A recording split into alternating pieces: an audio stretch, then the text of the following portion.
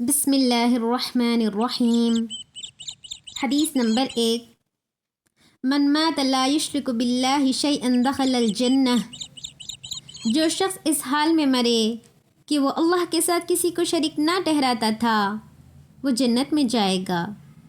Whoever dies without committing shirk, that is, associating any partner with Allah subhanahu wa ta'ala, will enter paradise۔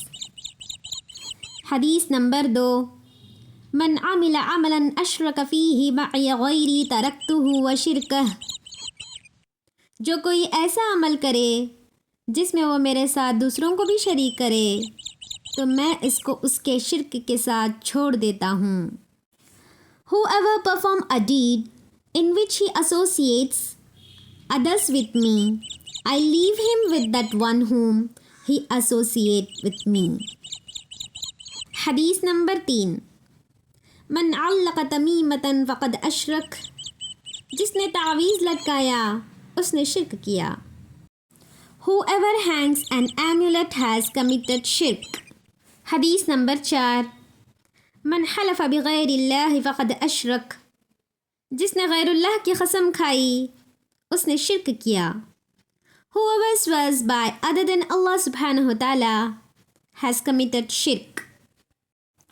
حدیث number 5، اذا سألت فاسأل اللہ، جب تم مانگو تو صرف اللہ سے مانگو۔ When you ask something, then ask only from Allah subhanahu wa ta'ala۔ حدیث نمبر 6، اذا استعنت فاستعن باللہ، جب تم مدد مانگو تو صرف اللہ سے مدد مانگو۔ When you ask for help, ask only from Allah subhanahu wa ta'ala۔ حدیث نمبر 7، اتق اللہ حیث ما کنت، تم جہاں کہیں رہو اللہ سے ڈرو۔ Fear Allah wherever you are۔ 3, 2, 1